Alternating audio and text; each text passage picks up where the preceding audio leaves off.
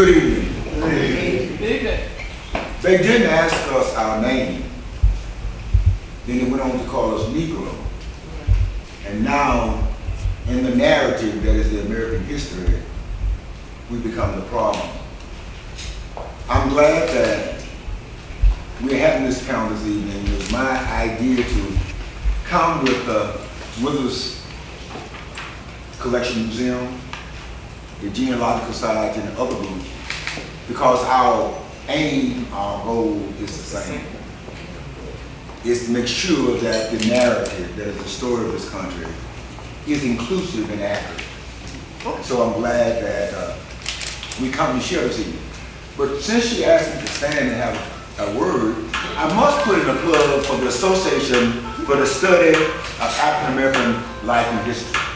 As most of you know, this organization was founded by Dr. Carter G. Woodson and several of his friends at a time when there was a notion that the African American had made no contribution worthy of note or inclusion in the story of the saga that is the saga of this country.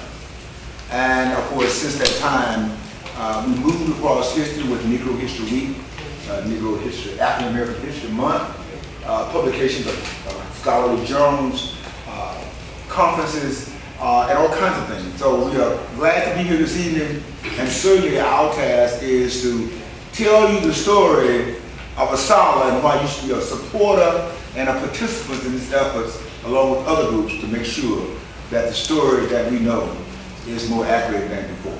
Thank you so much.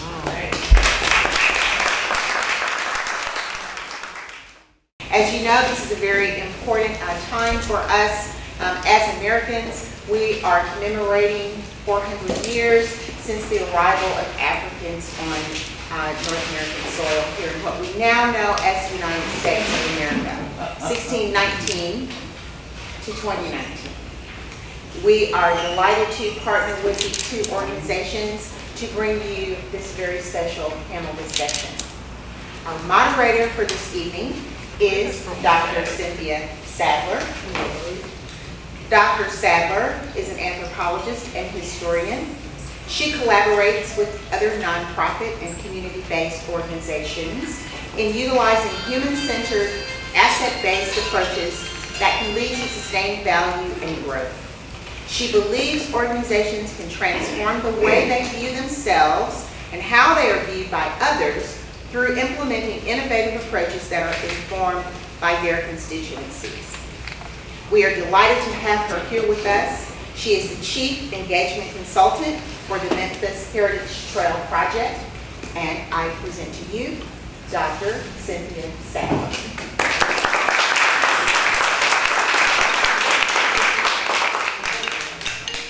Over the course of 350 years, 36,000 slave ships crossed the Atlantic Ocean.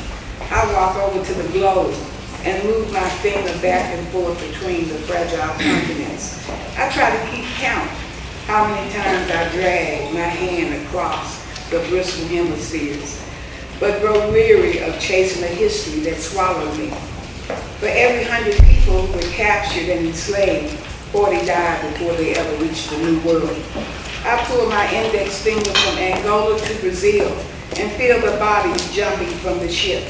I drag my thumb from Ghana to Jamaica and feel the weight of dysentery make an anvil of my touch. I slide my ring finger from Senegal to South Carolina and feel the ocean separate a million families. The soft hum of history spins on its tilted axis. A cavalcade of ghost ships wash their hands of all they carry. Wow. So have you guys gotten the New York Times? I know it's sold out quick in Memphis. I got a feeling we're in a town that there are a lot of, we don't have a lot of news outlets anymore.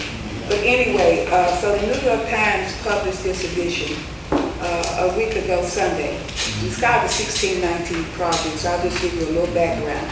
In the summer of 1619, 2 warships manned by English privateers raided a Portuguese vessel. The pirates' hope was bringing with gold. Instead, they found and divided up altogether different cargo, some 350 African slaves, taken in bondage probably from what is Angola. What happened to all those poor souls may never be known. They were among the early wave of the more than 12 million Africans sent across the Atlantic to live and die in slavery in the New World. But we know that in August of that year, the English privateers appeared not far from the colony of Jamestown in modern-day Virginia and bartered 20 to 30 of these Africans for food from English settlers. That transaction 400 years ago marked the first landfall of black people on the shores of what would become the United States. The 1619 Project is an effort by the New York Times to commemorate the 400th anniversary of slavery's beginning in America. It aims to reframe the country's history, understand 1619 as our true founding, and place the consequences of slavery and the contributions of black Americans at the very center of the story we will tell about who we are. And so I'm just going to ask some questions, and you guys feel free to chime in. So the 1619 Project really represents a watershed in American newspaper publishing because nobody really has done this. No mainstream publication has done this. So I want to ask the panelists, what are your viewpoints regarding the project? Why is it important to acknowledge and commemorate this event, and how does this project tie in or coincide or connect with the work that you guys are doing? As they say, the doors of the church are open.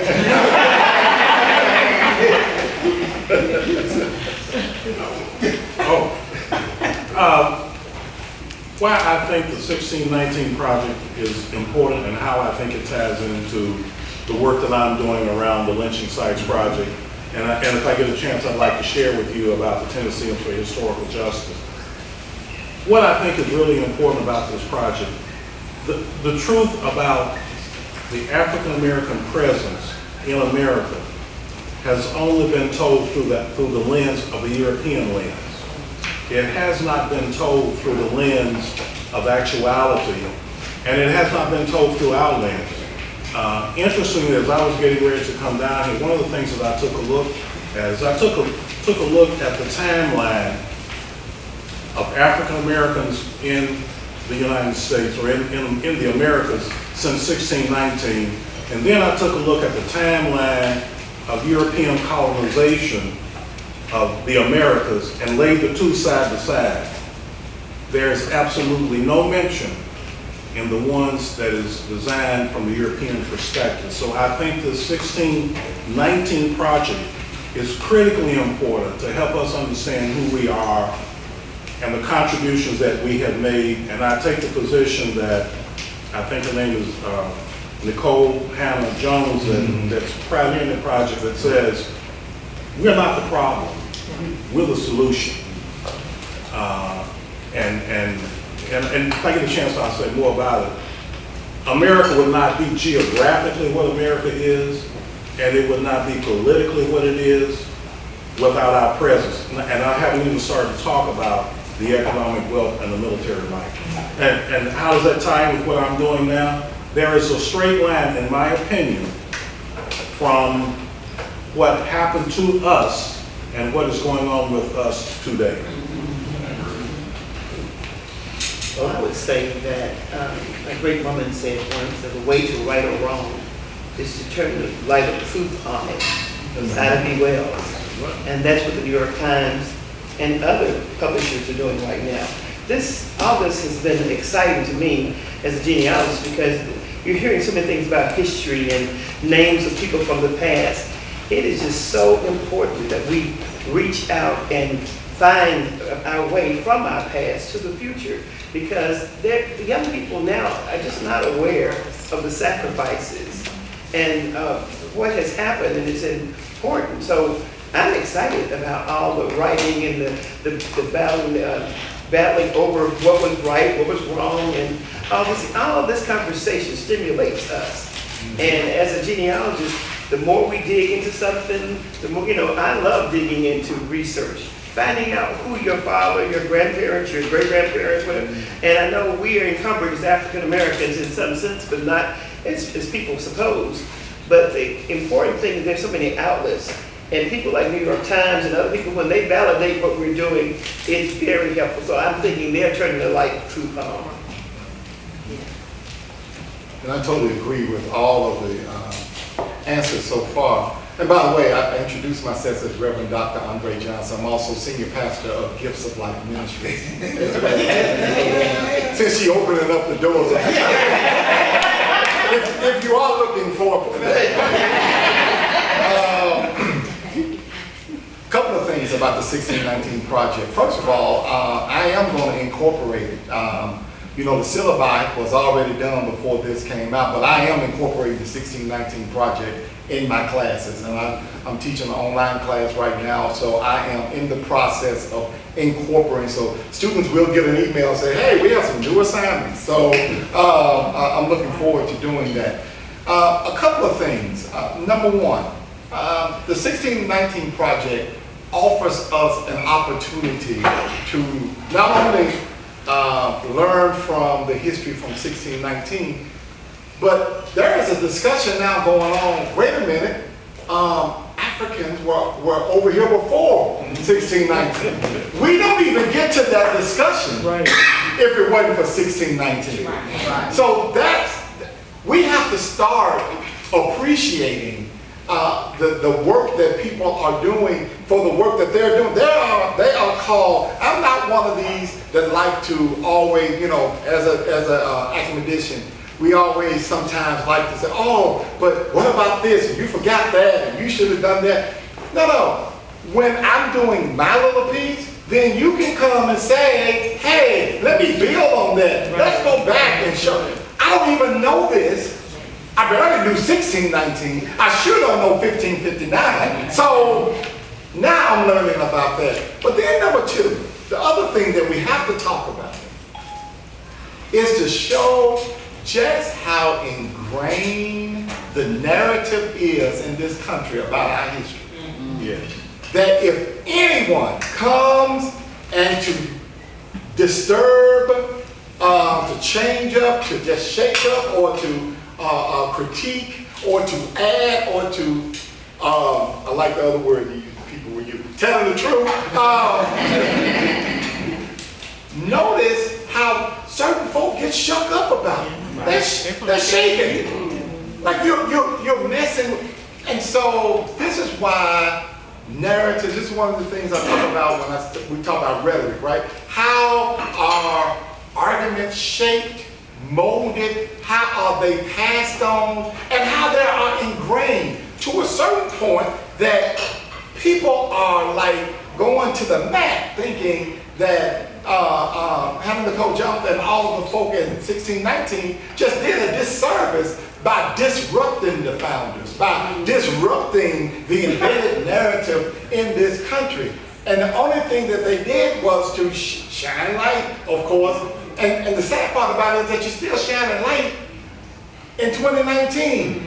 400 years later, people are still shining light. And it should be like some of this stuff we should say, yeah, we understand it, we know this, but a lot of people still don't.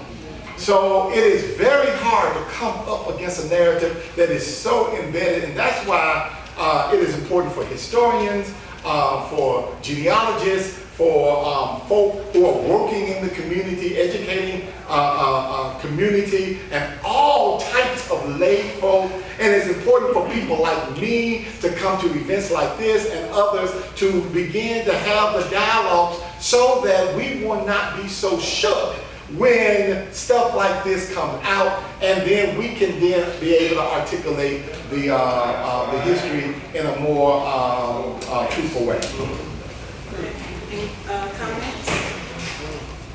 Yeah, I would like to say that this point about 1619 is a place to start, but in reality, most people don't know that Negroes or Africans, whatever you want to call them, were already here before 1619. And I think it's a good program to have the 1619 project but I believe that life is a circle and so is time. And so you have to look at the history of Africans before 1619, during 1619, and after 1619. Yeah. Anybody else?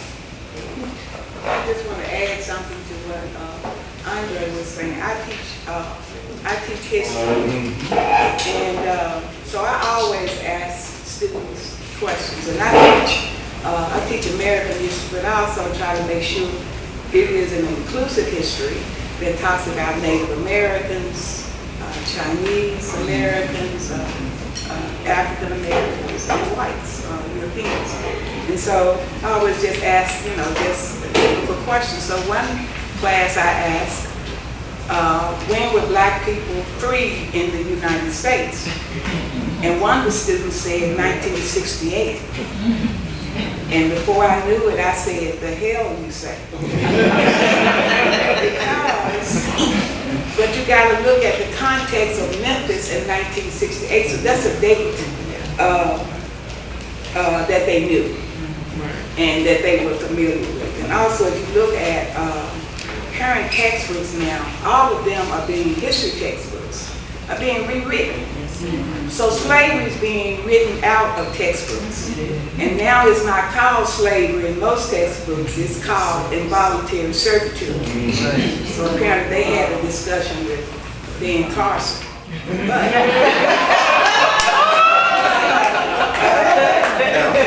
And then they have also written out that our founding fathers owned slaves because they said that it puts them in a bad light. So there's no mention of George Washington, Thomas Jefferson, people like that owned slaves. So all of the early presidents owned slaves. A lot of slaves. So it's not like a part-time venture. It was a full-time investment. And I heard the guy of the African American Museum in DC, when he was talking about Jefferson, that how horrific it was because you had to have something in place to control slaves.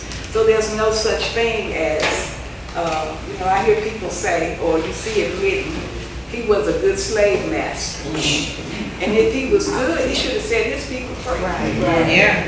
That's a good slave master. Can I just add a comment here? This is an observation. You asked a very fair question. What can we do? As I have said to many people, every single thing in our life is controlled by an elected official. What is in the school books is controlled by an elected official, somewhere who signs off on that. So if we want our public schools to have that as a part of the discourse, we've got to put people in office that will support that. Now, absent that, this is a very red state. So now the question is, if I deal with reality, and I say to the African American community, in light of the fact that it's a red state, we don't have the people there that we should to do that, what can we do? We got to get a mindset that says African American History Month is 12 months out of the year, 365. And as I've said to many folks, the post office is not going to close during Black History Month. You can still cash your check. We need to be talking about our history in the venues that we control. And what venues are those? We control our barbershops, we control our beauty shops, and we control our churches. We can talk history while we fight the fight to get people in that will put it in the textbooks. The same individuals in the barbershops and these different venues are ignorant of a lot of the facts of the reality that we are talking about. So if you are talking in the institution or in the schools, that could be a starting point where it's concrete and it's actually wrote down. Because a lot of people are ignorant due to what the fact that they have learned in the school system. First of all, because they have taught you wrong history, bad history. But a lot of things about history is that it has to be passed on. And Black history particularly has been done, and African history is an oral tradition. You tell the story, but we have got to keep telling the story. That is the thing. The most important thing that people can do is to tell the story. it's like you got some information, you can't keep it to yourself. Right. You have to share it. So I was interviewing a guy in Orange Mound, and he said, he asked his grandson, do you know Malcolm X? And his grandson responded, what did he say about me?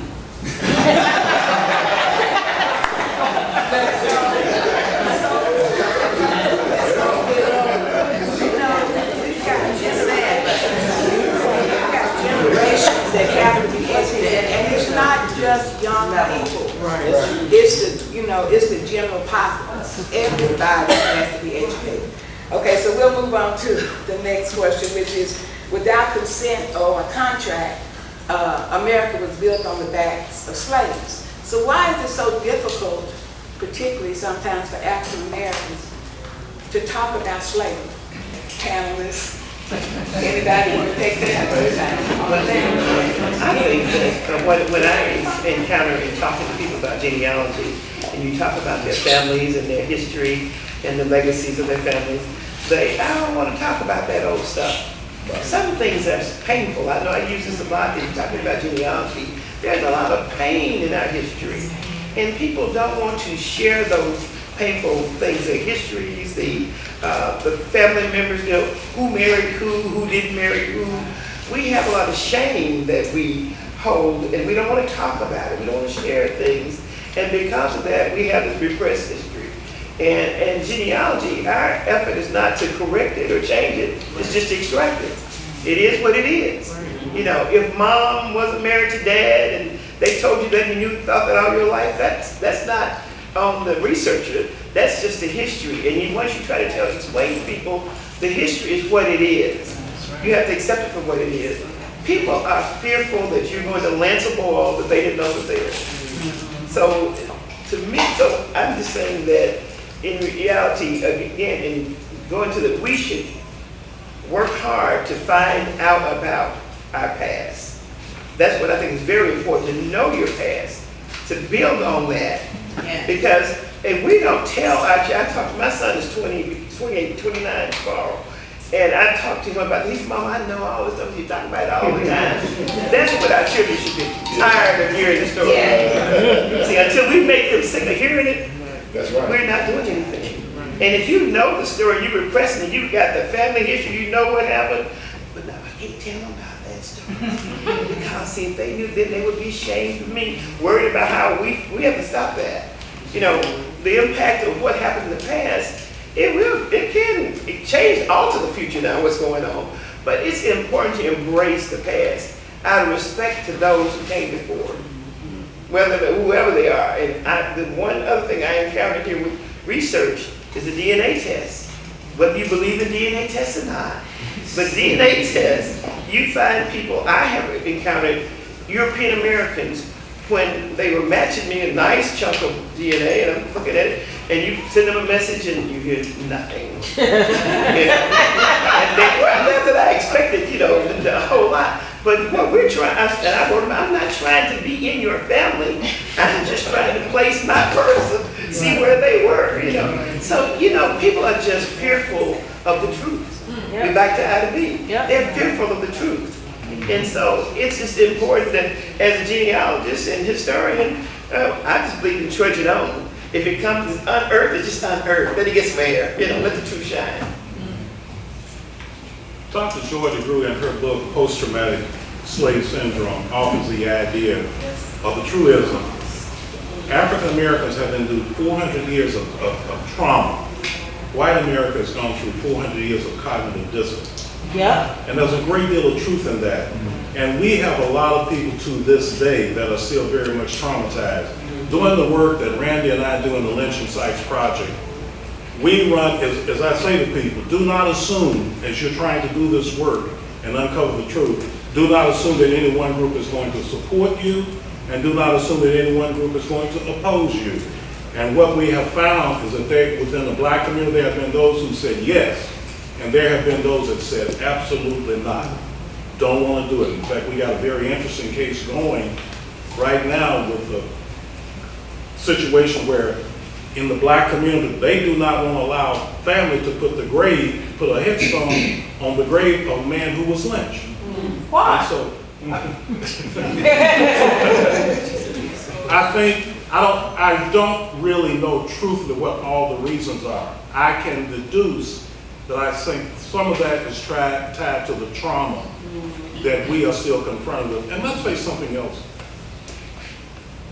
We are not at a point in this society where all of us are able to speak our voice without consequence. And that is a truth. It's however much we may not want to accept it. It is very much a truism. I'm probably old enough now with enough days behind me and not that many in front of me that I'm not really worried about that. But for especially our younger people who have jobs, who have businesses in a society that is predominantly white, controlled, they can't speak out and do it. And that's a reality that we have to find a way to deal with. Just real quick, the trauma piece is real. A lot of people don't want to dredge that up. But you said without consent and contract. I just want to push back just a little bit. There were contracts. Humans were property. Humans were bought and sold, traded, and left as inheritance. So there were contracts. And this is where a lot of economic, and you would know this, Dr. Sad, a lot of economic historians are now dredging up and digging up the actual cost and the monies that were, and all of these corporations and companies that were built on enslaved labor. I mean, literally built from the ground up.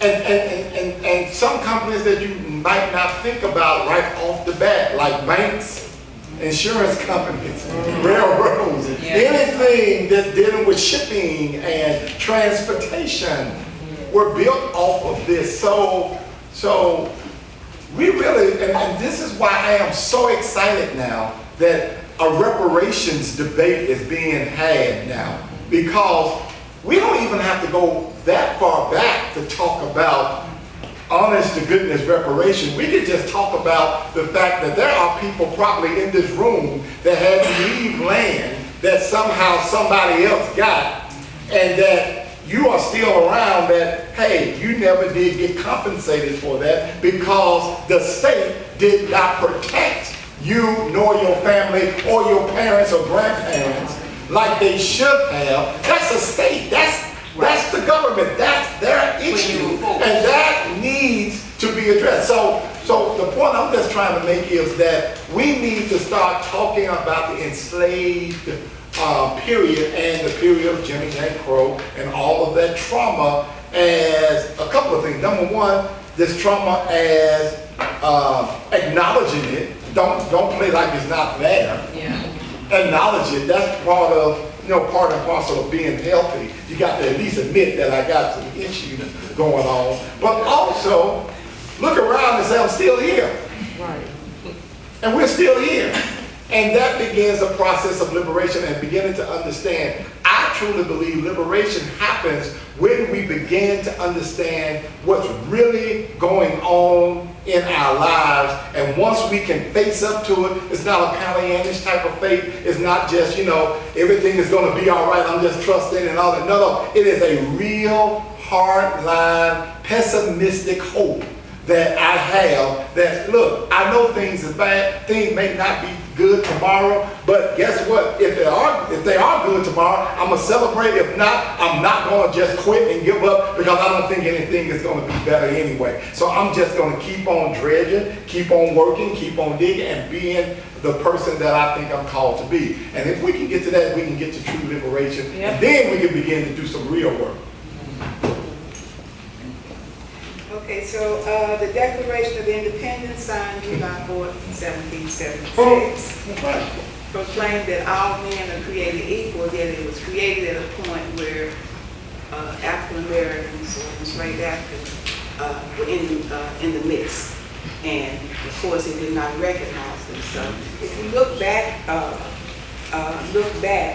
how have laws, policies, and systems developed to enforce the enslavement of Black Americans before the Civil War influenced laws and policies and systems that we have in place right now. So if you were to look back, what things did they put in place for enslaved people that you can still see remnants of today? I'll do the spring bud again. It's Declaration of Independence. In 1776, Jefferson writes the Declaration of Independence, and the Revolutionary War comes. And this is very important. As I said in my opening comment, or in one of my earlier comments, that this country would not be geographically what it is. General George Washington said very emphatically he did not want free or enslaved men in his Continental Army, but he had to change his mind when the colonies could not supply enough manpower. And the British said, come fight for us and we will set you free. 300 African Americans did join the British. 5,000 joined with the Continental Army. And as a result, because the French and the British thought they were going to lose the war, British thought they were going to lose everything. But it was the insertion and it was the volunteering of those African Americans who became a part of the Continental Army that we know the United States as it is to this day. And so I go back to what Nicole Hannah-Jones said. We were not, you may see us as the problem, we're the solution. And then fast forward to the Civil War.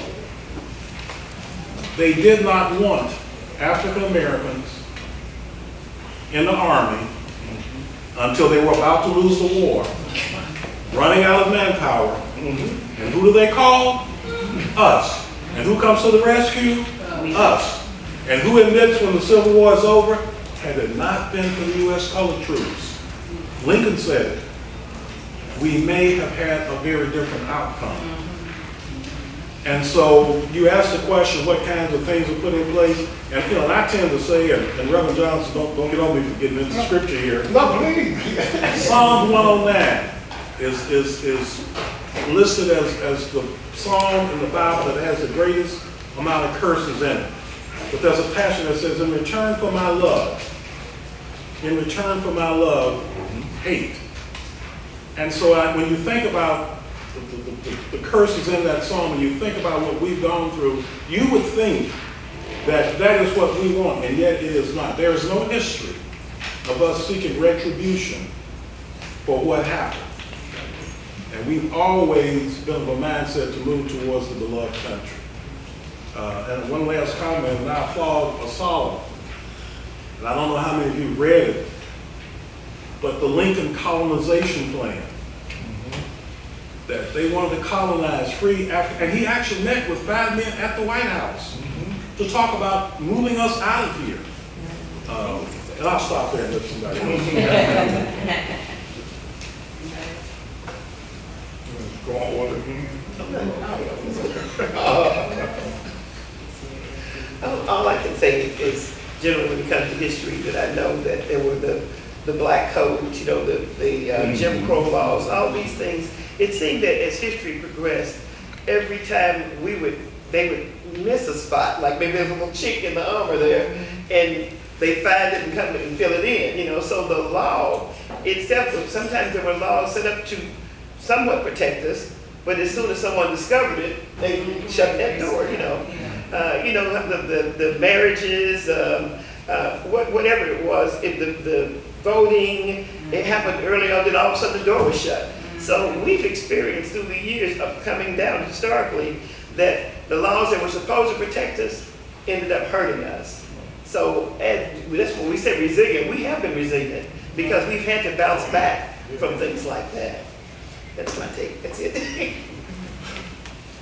One of the things that I try to do when I teach or even sometimes preach or just try to share history of the country, when we talk about the Declaration of Independence and some of our other founding documents, the Constitution, Emancipation Proclamation, and all of that. and especially the Declaration is a liberation document. And basically, it's a group of people saying, I don't want to be subject to the king. I think there's a higher power that we need to be subject to. So we hold these truths to be self-evident that we are endowed by our Creator with these inalienable rights. So I'm appealing to the Creator. And I am just going to declare freedom and just let the chips fall where they may. And of course, England didn't like that. They come over and then you get the war, right? So it's a liberation document. So you would have thought that those words would have just been picked up and carried over to the enslaved. Like, you know, we kind of understand your plight. But it didn't. Civil War, same thing. And with all of this help throughout the history, African Americans fought in every major war in this country. I mean, so the question we have to ask ourselves is, why? Why, when you know that if it had not been for these valiant and brave folk and all the work they've done and these beautiful words that you have crafted, you know, out of thin air, why don't you put them there? And the only thing that I can come up with is religion. When you have toxic religion, when your religion says that African Americans are inferior because God made them that way. When the first group of Africans you meet, you have a debate, should I baptize them or not? Because if I baptize them, they become sisters and brothers in Christ, and I have to free them. So we decided not to, and then make laws around that you cannot do that. That's where this begins. So there is no American history, no African American history, without driving by religion and how what is now known as evangelicalism has helped shape and mold and still shaped and mold. Right now, we're living under evangelical type of vision for this country. Well, let me be a little bit more clear. A white evangelical version and vision of this country. We're right now, right at this moment. The whole boycott, all of that is, there are people who believe that God wants it this way. And that's how, just read the documents. You can read and the justification and the cognitive dissonance that Jefferson, when you read in his notes, the cognitive dissonance that he had, he just could, I mean, he was really like struggling over this fact, but that and the money made it more advantageous for him to find reason to have slavery in this country. Him and a whole bunch of other folk. And good old preachers and good old theologians came along and said, not a problem, I'm going to create a theology around this. So you can actually feel good about having your enslaved Africans and go to church and shout hallelujah on Sunday and whoop an enslaved person Sunday afternoon. And still think you're going to get well. Hallelujah. Okay, I got one comment. And I got a couple comments. So I want to just make one comment about the Declaration of Independence. They're talking about it being a freedom or emancipation document. The only people, or the only people who were freed or liberated by the Declaration of Independence were white men. White women, it didn't change their status. Black folks were still enslaved, and Native Americans were pushed further and further off their land. So it is a document that was specifically written for white men in this country. Right. It's important to remember that there's something about that declaration called the deleted clause. The what? The deleted clause. When the Declaration of Independence was written, he did include in that declaration initially a statement about how the British had treated the African slaves. They decided to take that out because it was food service. Just go in right in, delete the clause. Because he rewrote the declaration Right, about 7 times Right. before they So just go into- found something that they could accept. Well, I guess what I'm talking about at the Liberation Doctrine, every group that has been oppressed in this country has always lifted up the Declaration as their document that, look, this is what you say you believe in. Yes. Yeah, and a good example, of course, is Frederick Douglass is what is the slave to the 4th of July, July 5th, 1852, when he lifts up and does a masterful rhetorical job of laying out the case. Right. So that, and so and this is something that in my field, we get kind of pushed.